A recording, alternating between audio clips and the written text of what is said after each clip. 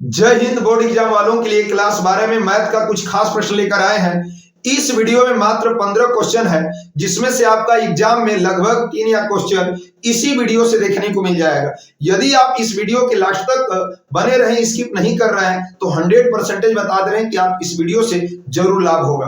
तो चलिए दोस्तों, ज्यादा देर न करके हम चलते हैं आज के सीधे टॉपिक पर और आज का टॉपिक स्टार्ट करते हैं।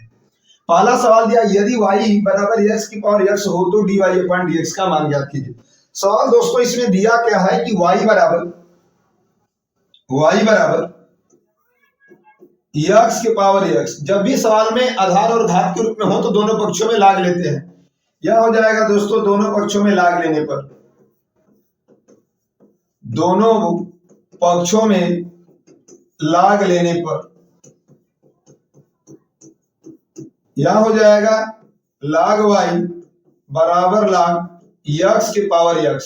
अब log ले लिया गया है तो पावर उतर जाएगा, पावर को उतारने के लिए ही log लिया जाता है, x इंटू log x। अब देख क्या रहे हैं कि इसमें दो फलन हो गया तो दोनों पक्षों का x के सापेक्ष अवकलन करेंगे। दोनों पक्षों में x के सापेक्ष अवकलन करने पर तो यहां हो जाएगा दोस्तों log y का अवकलन 1 अपान y dy अपान dx। ध्यान दीजिएगा, कोई भी चीज log का अवकलन करना हो तुरंत log 1 में बदल जाएगा, कोण नीचे हो जाएगा।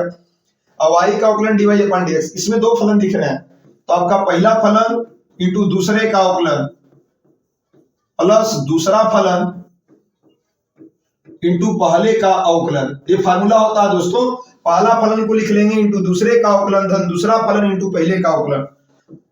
अब हो जाएगा आपका, ध्यान दीजिएगा, y को उस साइड भेजेंगे dy अपान dx तो y उधर चला जाएगा। अब इसे कोष्टक में लिखेंगे x log x का अवकलन 1 अपान x log x और x का x के सापेक्ष अवकलन 1 हो जाएगा। अब वैल्यू पुट अप करेंगे dy अपान dx तो y की वैल्यू आप दिया था x की पावर x तो लिख लेंगे और ये कट जाएगा तो केवल 1 बचेगा। और 1 में log x का गुणा करेंगे तो हो जाएगा log x और यही आपका सवाल का आंसर हो गया। तो इसका आप स्क्रीनशॉट ले लीजिएगा। चलते हैं प्रश्न संख्या दूसरे की तरफ। प्रश्न संख्या दूसरा क्या दे रखा, ध्यान दीजिएगा। प्रश्न संख्या दूसरा में दो फलन दे दिया है। एक नंबर की सवाल पूछी जाएगी, याद रखिएगा दोस्तों, ये इंपॉर्टेंट होगी आपकी।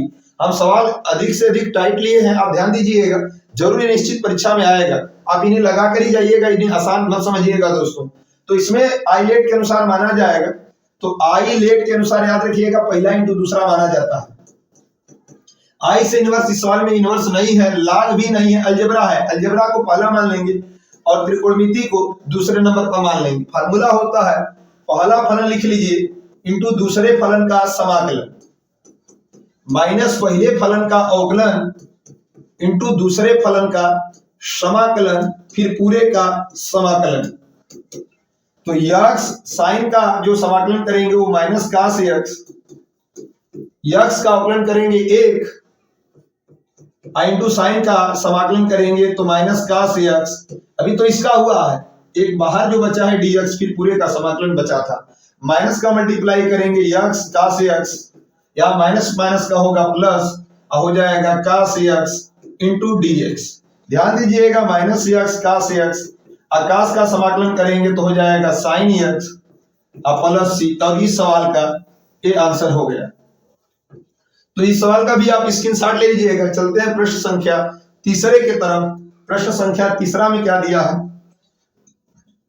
केवल log x का समाकलन करना है तो अवकलन मत लिख दीजिएगा 1 अपान x, ये गलत हो जाएगा। इसमें एक मानकर ही लगाया जाएगा दोस्तों, 1 इंटू log x और dx। ध्यान दीजिएगा, आई लेट सभी माने थे, आई लेट तो आई से इनवर्स इस सवाल में है ही नहीं इनवर्स, यल से log इसी को पहला मान लेंगे और ये आपका हो जाएगा दूसरा। इस तरह मानेंगे आई लेट से तो आपका पहला फलन लिख लेंगे, उसी सूत्र पे फिर लगेगा, फिर दूसरे का समाकलन पहले का अवकलन इंटू दूसरे का समाकलन फिर यहाँ पे पूरे का समाकलन।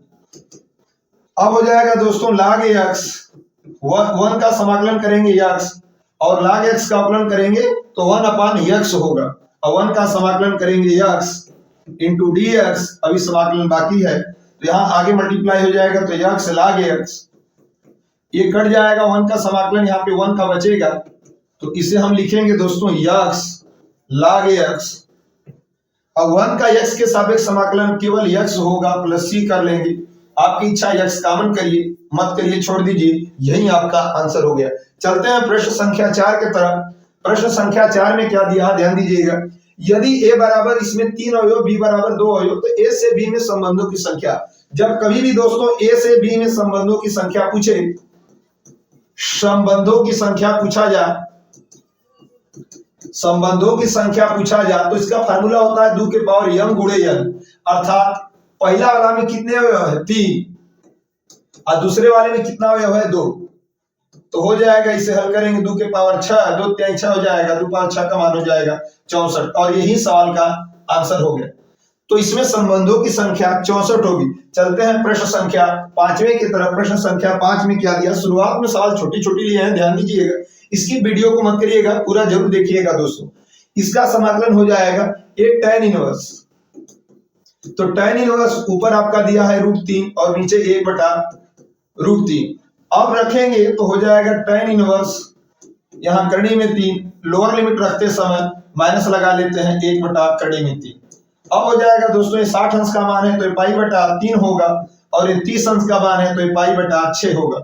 एलसीएम यदि आप लेंगे तो 6 होगा, 3 दूना के 6, 2 पाई, 6 एकम 6, अर्थात π/6, और इस सवाल का आंसर π/6 होगा। तो आप इसका भी स्क्रीनशॉट लीजिएगा। चलते हैं प्रश्न संख्या 6 की तरफ। प्रश्न संख्या 6 में क्या दिया है कि इस तरह का सवाल देकर पूछा जाएगा कोटि क्या है। तो कोटि याद रखिएगा दोस्तों, इतना ध्यान दीजिएगा, अधिक से अधिक कितनी बार इसमें अवकलन हुआ, इसमें आपका 3 बार हुआ, इसमें 1 बार, इसमें 2 बार, यानी सवाल में अधिक से अधिक 3 बार अवकलन हुआ, तो इसका कोटि केवल 3 हो जाएगा दोस्तों। इसका स्क्रीनशॉट ले लीजिएगा। चलते हैं प्रश्न संख्या 7 की तरफ। प्रश्न संख्या 7 में दिया है, हल कीजिए। dy/dx बराबर 1 + x बटा में 1 - y। जब कभी भी सवाल में हो, याद रखिएगा, dy/dx हो तो इसका मतलब होता है, कि अवकल समीकरण की सवाल है। अवकल समीकरण का मतलब y को एक तरफ, x को एक तरफ कीजिए, तो y को एक तरफ करेंगे तो 1 - y * dy, और x को एक तरफ करेंगे तो 1 + x * dx। अभी dy/dx समाकलन का चिन्ह है, अरे समाकलन का एक संकेत है, तो दोनों पक्षों में समाकलन का चिन्ह लेंगे। दोनों पक्षों में समाकलन का चिन्ह लेने पर तो यहां हो जाएगा दोस्तों 1 - y * dy बराबर समाकलन 1 + x * dx। अब ध्यान दीजिएगा, जो 1 का हम समाकलन करेंगे y के सापेक्ष तो y होगा, और यहाँ पे एक घात है, तो ध्यान दीजिएगा, इस पे एक घात है y पे, घात के लिए केवल एक जोड़ते हैं, यही फार्मूला होता है। इधर का समाकलन हो गया, ठीक 1 का हम इंटीग्रेशन x के सापेक्ष करेंगे तो x पे एक घात है, तो ठीक उसी तरह होगा, एक एक जोड़ेंगे। यहाँ कोई भी घात होता तो उसमें हम एक जोड़ते, और प्लस c हो जाएगा। अब इसका हम ध्यान दीजिएगा दोस्तों, यहाँ पे हमारा हो जाएगा y - y² बटा में 2 बराबर x + x² बटा में 2 + c, और इस सवाल का ये आंसर आपका हो गया। तो इसका भी आप स्क्रीनशॉट ले लीजिएगा। चलते हैं प्रश्न संख्या 8 की तरफ। प्रश्न संख्या 8 में क्या दिया है, ध्यान दीजिएगा, ये सवाल आपका पूर्णतः आने की संभावनाएं हैं, तो यहाँ पे हो जाएगा, ध्यान दीजिएगा। हम इसे कैसे हल करेंगे, यहाँ पे तुरंत LHS लेंगे। आप देख क्या रहे हैं कि 1/a 1/b + 1/c ऐसा करके है सवाल में।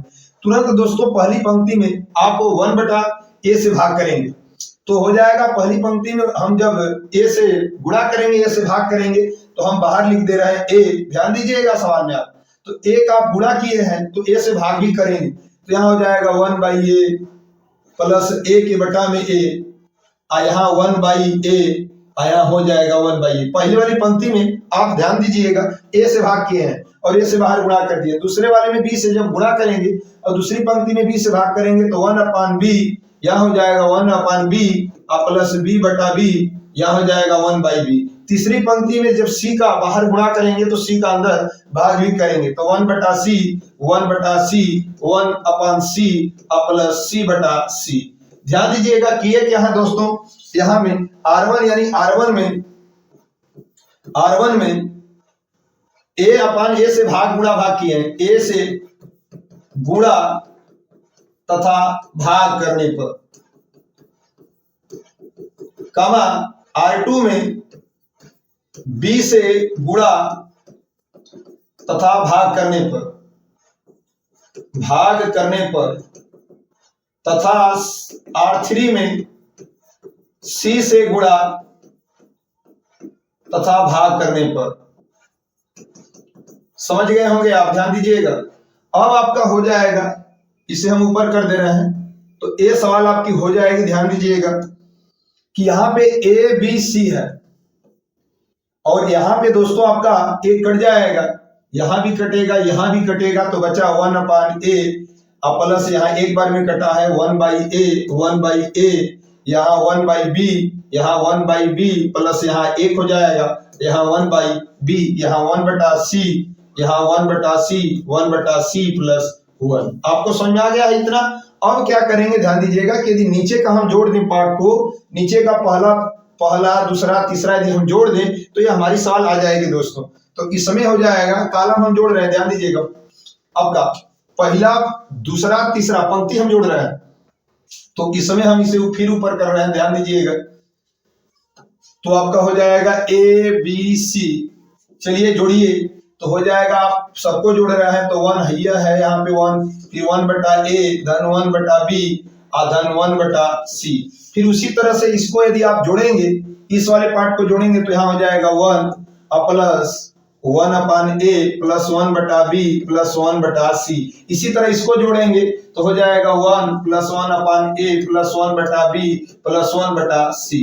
अब क्या होगा दोस्तों, यहाँ पे उसको हम सेम उतार लेंगे, यानी 1/b प्लस 1/b, यहाँ हो जाएगा 1/c प्लस 1।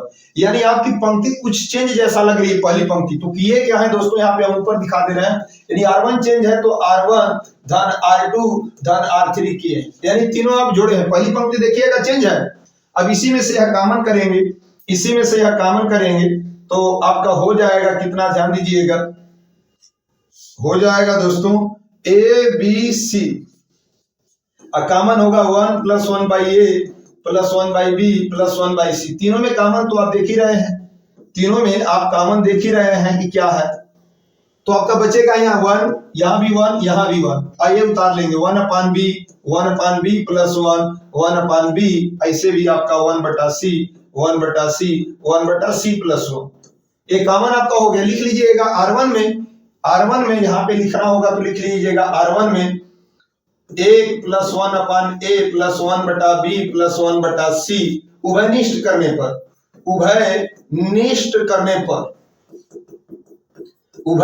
करने पर। तो अब आपका देखिएगा, कभी भी चाहे एक पंक्ति चाहे एक कॉलम, कोई भी यदि एक एक आ गया तो एक कॉलम को या एक पंक्ति को छोड़कर शेष दो ठो को हम शून्य कर लेते हैं। तो हम इसमें करेंगे कैसे, इसको हम फिर ऊपर कर रहे हैं। सवाल थोड़ी सी ज्यादा बड़ी हो जा रही है, तो इसे आप देखिएगा दोस्तों अच्छे से। A B C कहाँ हो जाएगा 1 plus 1/a plus 1/b plus 1/c। तो यहाँ हो जाएगा, यहाँ 1/b 1/c को छोड़ देंगे, एक में से घटाएंगे 0, इसमें से इसे घटाएंगे -1, इसमें से इसे घटाएंगे 0, इस वाले में से घटाएंगे तो 0, इसमें से घटाएंगे तो केवल 1, इसमें से घटाएंगे तो -1। आप समझ रहे हैं कि क्या हुआ है, यानी आपका इस बार C2 चेंज है तो किए हैं C1 माइनस C2, और C3 भी चेंज है, तीसरा कॉलम भी चेंज है दोस्तों, तो C2 माइनस C3। अब ध्यान दीजिएगा, इसमें आप क्या देख रहे हैं कि पहली पंक्ति का जो ये शून्य है तो लिख लेंगे R1 के प्रसार में।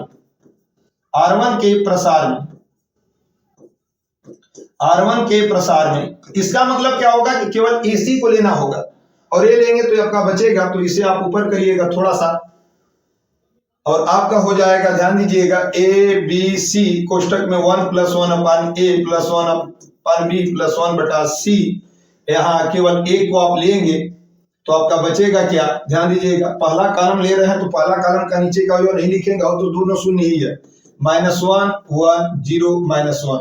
यानी इसे हल करेंगे ABC कोष्टक में 1 plus 1/a plus 1/b plus 1/c। यहाँ 1 का मल्टीप्लाई करेंगे तो आप जानते ही हैं दोस्तों, यहाँ हो जाएगा -1 प्लस, यहाँ 0 हो जाएगा। यहाँ आप देख रहे हैं एक में एक का गुणा करेंगे तो आपका बच क्या रहा है, एक ही हो रहा है, एक का मल्टीप्लाई करेंगे तो A B C into 1 1 1 1 plus 1 अपन ए प्लस 1 बटा बी प्लस 1 बटा सी, यही जाकर अब प्रूव्ड हुआ। तो इतना लगाएंगे दोस्तों तो आपका लगभग 5 अंक मिल जाएगा। तो इस सवाल को आप जल्दी से देख लीजिएगा, ध्यान से भगा भगा कर आप जरूर देखिएगा। चलते हैं प्रश्न संख्या 9 की तरफ। प्रश्न संख्या 9 में क्या है? 9 में प्रश्न संख्या 9 में प्रश्न संख्या 9 आपका दिख रहा है, प्रतिस्थापन विधि से दिया। ध्यान दीजिएगा, साइन का कोण ही नहीं है, तो साइन का कोण नहीं है तो साइन का यदि यक्स होता तो नहीं मानते, तुरंत मानेंगे। कोण क्या दिया है? tan इनवर्स यक्स दिया है, इसके बराबर टी मानेंगे, अवकलन करेंगे तो 1/1 प्लस एक्स स्क्वायर, इधर अवकलन करेंगे तो dp अपॉन dx। यक्स को एक तरफ करिए तो हो जाएगा 1/1 plus x square into dx बराबर dt। आपको समझ में आ गया होगा कि कोण इसमें नहीं दिया था साइन का, इसलिए उसी को मान लेंगे। और यहाँ पे हो जाएगा दोस्तों साइन, और इसको आप मान चुके हैं t dx upon 1 plus x square. देखिएगा ऊपर dx और 1 प्लस एक्स स्क्वायर की जगह dt, यानी अब साइन का समाकलन करेंगे तो माइनस कास टी प्लस सी हो जाएगा माइनस कास, और टी का मान रख लीजिए तो tan इनवर्स x प्लस सी, और इस सवाल का यही आंसर हो गया। तो आप इसका भी स्क्रीनशॉट ले लीजिएगा। चलते हैं प्रश्न संख्या 10 की तरफ। प्रश्न संख्या 10 में थोड़ा सा सवाल लंबी होगी, आपको ध्यान देना होगा दोस्तों। और ये सवाल आप देख रहे हैं कि क्या है, तो यहाँ पे तुरंत हम सवाल में यहाँ पे हल लिखेंगे, आप मिलाते रहिएगा कि क्या है सवाल में। तो यहाँ पे पहले वाले को हम समीकरण 1 मान लेंगे, 3x plus 4y is less than equal to 60, और समीकरण नंबर 1। दूसरा नंबर हो जाएगा x plus 3y is less than equal 30, समीकरण नंबर 2 हो जाएगा। अब यहाँ पे आप देख रहे हैं x is greater than equal to 0, समीकरण नंबर दोस्तों 3, और y is greater than equal to 0, समीकरण नंबर 4। इसको हम पहला, दूसरा, तीसरा, चौथा मान लेंगे। अब लिखेंगे हम समीकरण 1 से, ध्यान दीजिएगा समीकरण 1 से। अब समीकरण 1 क्या है दोस्तों? तो यहाँ पे आप जब 0 रखेंगे, पहले वाले समीकरण 1 में जब 0 रखेंगे, x बराबर जब 0 रखेंगे तो ये पार्ट वाला 0 हो जाएगा। तो यहाँ 4 से कटाएंगे, 4 से कटाएंगे तो y बराबर 15, यानी आपका आया क्या है बिंदु 0,15। उसी तरह से जब y बराबर इस बार 0 रखेंगे पहले ही समीकरण में, तो y बराबर 0 तो 3 विषयम 60, तो x बराबर मिल जाएगा 20, यानी x का मान पहले लिखा जाता है, y का मान बाद में। अब पहला समझ में आ गया होगा समीकरण। अब समीकरण 2 से सेम उसी तरह प्रोसेस करना है जिस तरह कर रहे हैं दोस्तों।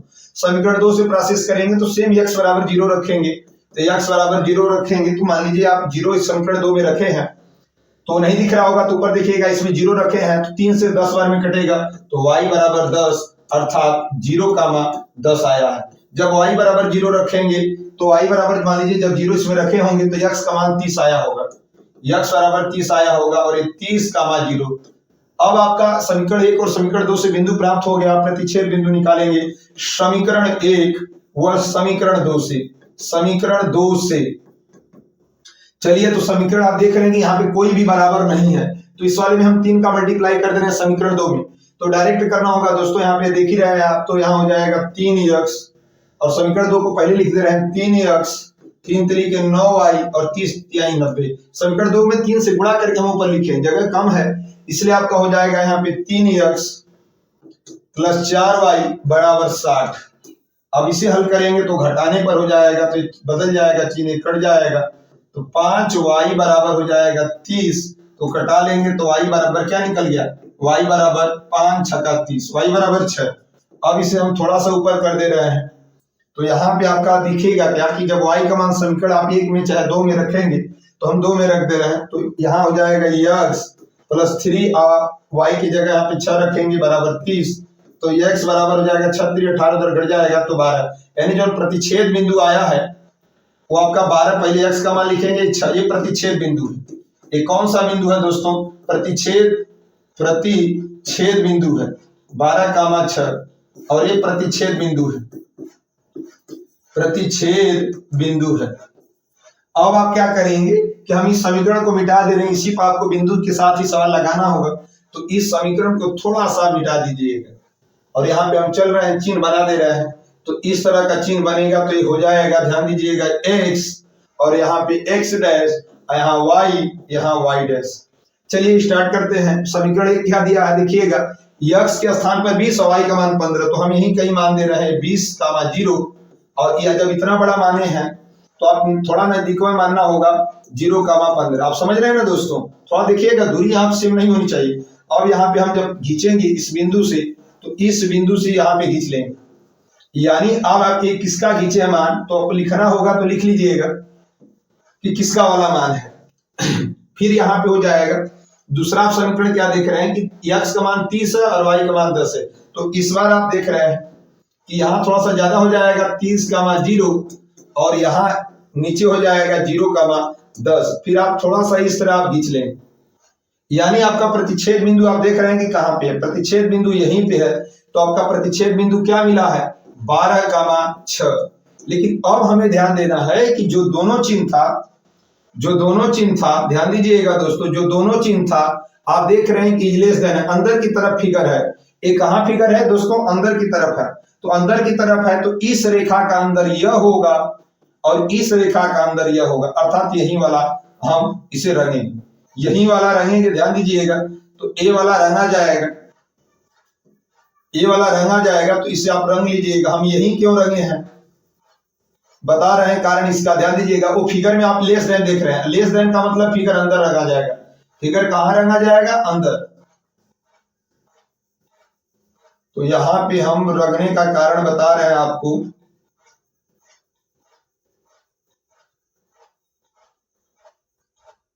रंगने का कारण यह होगा दोस्तों, रंगने का कारण ये अंदर होगा कि इस रेखा का अंदर यह है और इस रेखा का अंदर ये, और जहां तक आपका सुसंगत क्षेत्र है उसी को हम केवल आपका हल करेंगे। यानी सुसंगत क्षेत्र देखिएगा क्या क्या मिला है, 0, 10 मिला है, 12, 6 मिला है, और यहाँ पे 20, 0 मिला है, और यहाँ पे तो आप जानते हैं 0, 0। इसी से सवाल हम अधिकतम ही मान निकालेंगे। और जेड का मान देख रहे हैं 8000 प्लस x प्लस 12000 y है। तो आपका बिंदु क्या क्या मिला है, 0, 10, 12, 6, 20, 0, 4 तो बिंदु मिला है। तो इसे हम ऊपर कर दे रहे हैं और सवाल में यहाँ पे हम बना रहे हैं, ध्यान दीजिएगा, इसे हम ऊपर कर दे रहे हैं और यहीं पे हम हल कर दे रहे हैं। तो यहाँ पे हम लिख लेंगे दोस्तों, थोड़ा सा इसे हम और आगे बढ़ा दे रहे हैं, यहाँ y डैश रहा होगा, साल थोड़ी बड़ी है, और यहाँ पे लिख लेंगे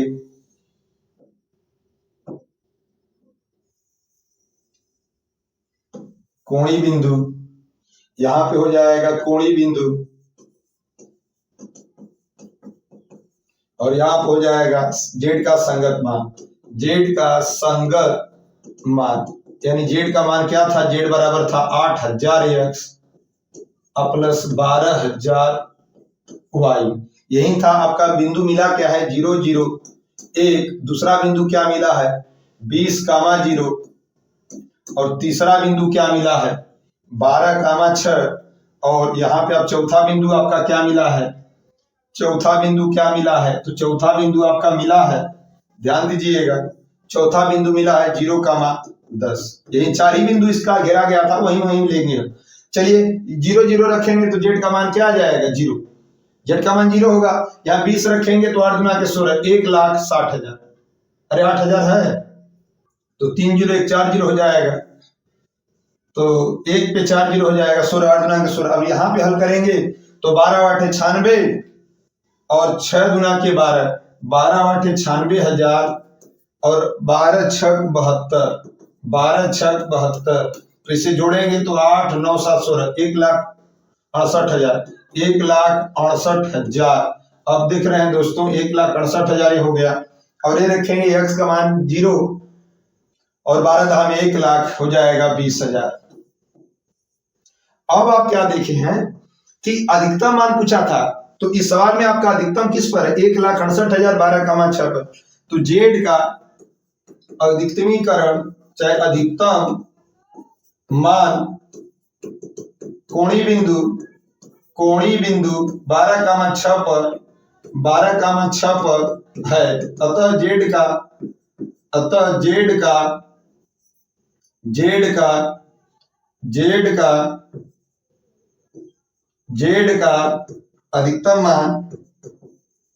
अधिकतम मान 1,68,000 होगा। और यही सवाल का ये आंसर होगा।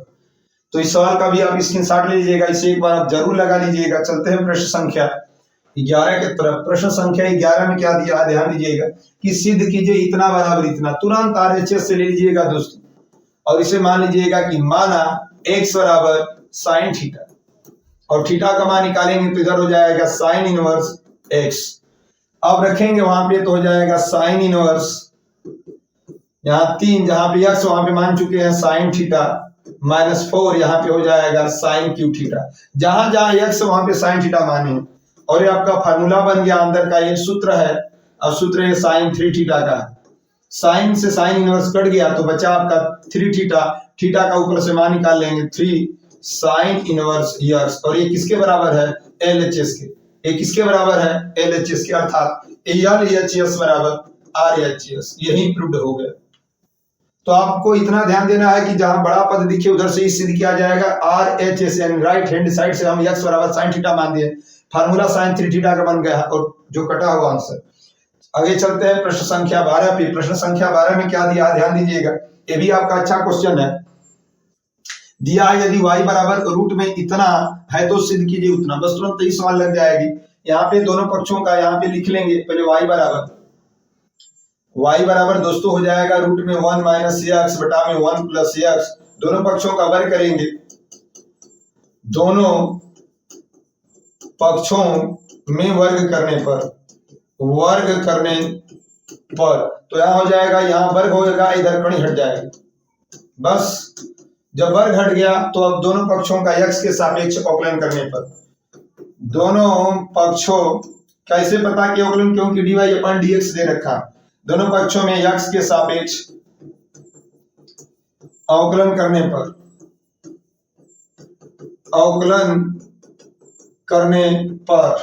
तो y का अवकलन हो जाएगा 2y। अब y का अवकलन तो आप जानते हैं dy/dx। अंश y हर पे बन गया तो पहले हर को लिखते हैं, फिर अंश का अवकलन, फिर अंश लिखते हैं, फिर हर का अवकलन, अब बटे में हो जाएगा हर का स्क्वायर। फार्मूला होता है अंश गुणे हर का अवकलन माइनस हर गुणे अंश का अवकलन बटा में हर का स्क्वायर। तो इसे हम दोस्तों यहाँ पे हो जाएगा हम लोग का, देखिएगा यहाँ पे हो जाएगा 2y dy/dx 1 प्लस x, यहाँ 1 का 0 x का अवकलन जब करेंगे तो -1 ही होगा ना, 1 का 0 x का -1, और यहाँ पे हो जाएगा 1 माइनस x, 1 का अवकलन 0 x का 1 हो जाएगा, नीचे हो जाएगा 1 प्लस x का होल स्क्वायर। तो 2y dy/dx -1 का गुणा करेंगे -1 माइनस हो जाएगा x, और माइनस का करेंगे +1, अरे सॉरी -1। देखिए 1 का 1 है, यहाँ पे माइनस का गुणा करेंगे तो -1, यहाँ माइनस हो जाएगा +x, और नीचे हो जाएगा 1 प्लस x का whole square. Minus plus cut जाएगा, तो जब माइनस प्लस कट गया तो आपका बचा क्या कि 2y इंटू dy/dx, यहाँ -1 और 1 प्लस x का होल स्क्वायर। ये 2 से 2 कट जाएगा दोस्तों, तो y इंटू dy/dx बराबर -1 बटा में 1 प्लस x का होल स्क्वायर। देखिएगा ये नहीं सिद्ध करना था, तो यहाँ हम क्या करेंगे कि अब हम y को जब भेजेंगे तो यहाँ हो जाएगा dy/dx -1/1 प्लस x का होल स्क्वायर, और यहाँ हो जाएगा दोस्तों यहाँ पे नीचे y। अब आपका क्या होगा कि यहाँ पे हमारा dy/dx है, और यहाँ -y -1 बटा में 1 प्लस x, हम 2 बार लिख लेंगे 1 प्लस x, तभी ना आप देख रहे हैं कि होल स्क्वायर। और y का मान आप रखेंगे तो y का मान क्या लिया था, रूट में 1 माइनस x। हम अलग अलग भी रूट लिख सकते हैं, ये मत कहिएगा कि अलग अलग कहां से लिख दिया गया, ऊपर माइनस था नीचे प्लस था। तो अब हो जाएगा, इससे आपका एक कट जाएगा तो आधा कटा है, dy/dx बराबर -1/1 प्लस x। आई अभी रूट में बचा है 1 प्लस x, देखिएगा आधा ही कटा है, और यहाँ पे बचा है 1 माइनस x। अब dy/dx बराबर -1 बटा में 1 प्लस x। जब दोस्तों परमीकरण करेंगे, अब परमीकरण किसका होगा ध्यान दीजिएगा, 1 माइनस x यहाँ पे दिख रहा है, तो परमीकरण करने में 1 माइनस x का ही कर दीजिए, 1 माइनस x जब करेंगे तो आपका लग जाएगी तुरंत सवाल। हो जाएगा dy अपान dx बराबर -1 अपान 1 प्लस x। ध्यान दीजिएगा, नहीं तो सवाल नहीं समझ में आएगी।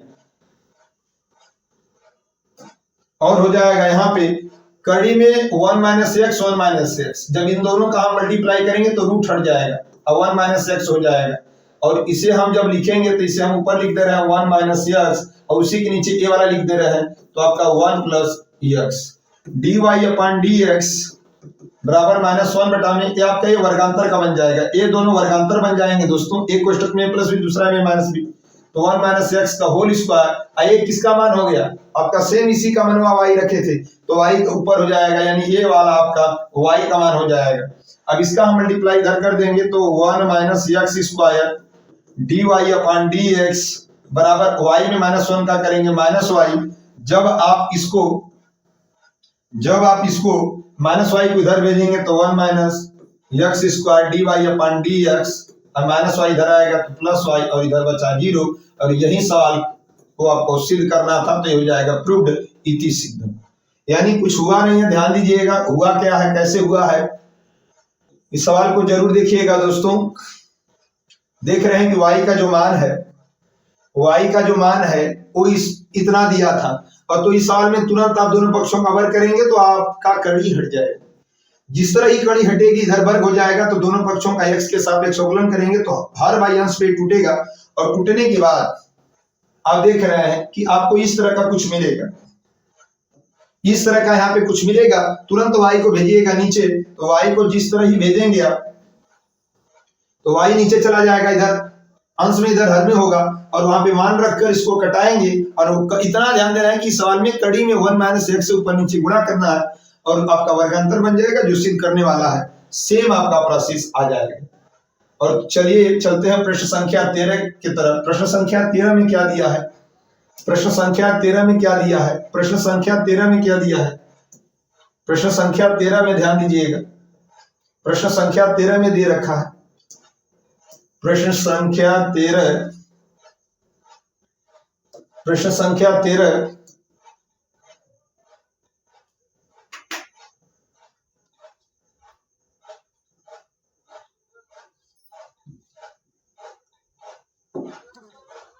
प्रश्न संख्या 13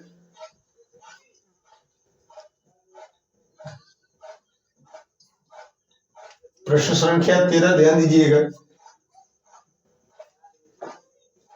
प्रश्न संख्या 13 में देखिएगा दे रखा है दोस्तों कि एक न्याय पासा को उछाला गया है और घटनाओं इतना बराबर इतना इतना इतना है, फिर करें इसका मान ज्ञात कीजिए। तो इस सवाल में पहले एक न्याय पासा को उछालिए, उसको ये हो जाएगा। यहाँ यस बराबर डायरेक्ट लिखेंगे दोस्तों, तो यहाँ 1 2 3 4 5 6, तभी तो आपका न्याय पासा उछलेगा। एक पासे को उछालने पे 6 आपका प्रतिदर समष्टि बनेंगे, तो यस बराबर आपका मिल गया 6। अब ध्यान दीजिएगा ई वाला में कितना है, यानी बराबर आपका अवयव गिन लीजिए 3 है। सवाल को हम अब उतार लीजिएगा बोर्ड कॉपी में, और एनएफ का मान देख रहे हैं आपका 2 है, जबकि यहाँ पे एनजी का जब लगाए एन का मतलब उसे नंबरिंग कर रहे हैं 1 2 3 4।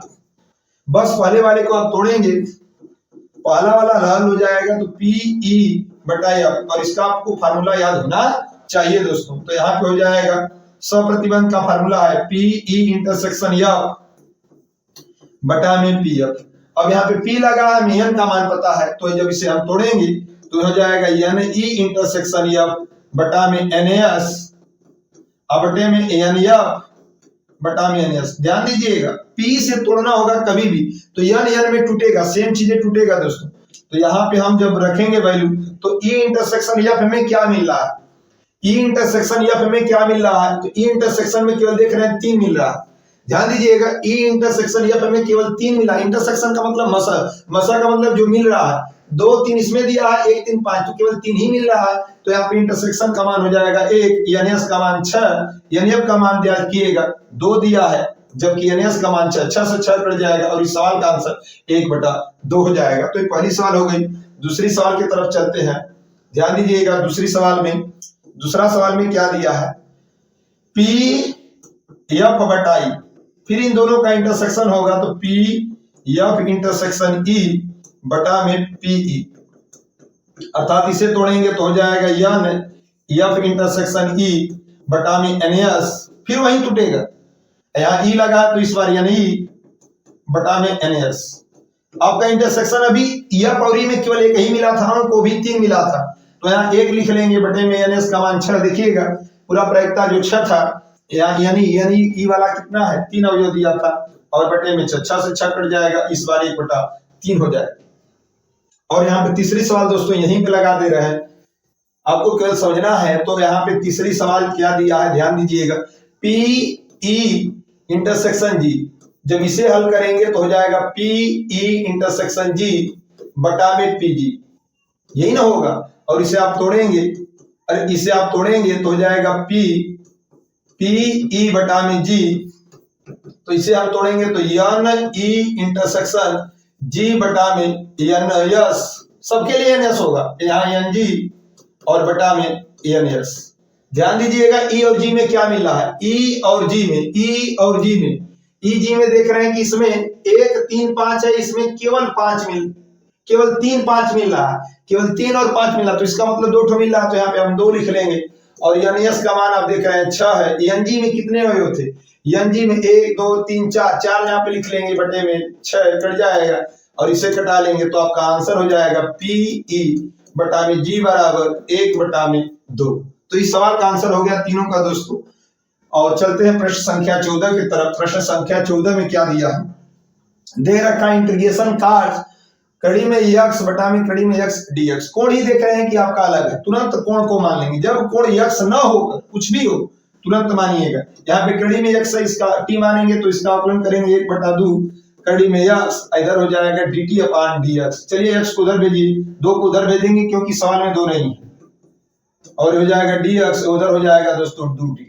इसका फार्मूला होता है रूट में x का, नहीं समझाएगा तो x पर n से तोड़ लीजिएगा। यहाँ हो जाएगा कास कड़ी में x की जगह क्या मान चुके हैं t, जहां dx है अपान देख रहे हैं तो आपका वहां 2dt, 2 को बाहर करिए, कास t dt। कास का समाकलन आप जानते हैं दोस्तों sin t प्लस c, तो 2 sin t का मान क्या मान है, t का मान कड़ी में x है, कड़ी में x प्लस c, और यही सवाल का आंसर हो गया। और चलते हैं प्रश्न संख्या 15 की तरफ। प्रश्न संख्या 15 में क्या दिया है, ध्यान दीजिएगा। दे रखा है यदि ई और एफ 2 घटनाएं इस प्रकार हैं कि पी बराबर इतना इतना इतना, तो क्या ई और एफ स्वतंत्र घटना है। दोस्तों सबसे पहले योग वाला सूत्र निकाल लेंगे, तो योग से यहाँ पे हम निकालेंगे, चलिए डायरेक्ट निकाल दिया जा रहा है। ई और एफ, ई और एफ जब स्वतंत्र हो, जब क्या हो, स्वतंत्र हो, तो फार्मूला होता है पी ई इंटरसेक्शन एफ बराबर P E cross P F. यहां हो जाएगा पी ई इंटरसेक्शन एफ बराबर पी का मान क्या दिया है 3/5, पी एफ का मान क्या दिया है 3/10, देख रहे हैं। अब हो जाएगा पी ई इंटरसेक्शन एफ बराबर 3 3 के 9 10 5 50। क्या आपका यही है, ये तो मान 1/5 है, अर्थात बराबर नहीं है, तो इसलिए यहाँ पे दोस्तों लिख लेंगे, यहाँ पे लिखा जाएगा ई और एफ स्वतंत्र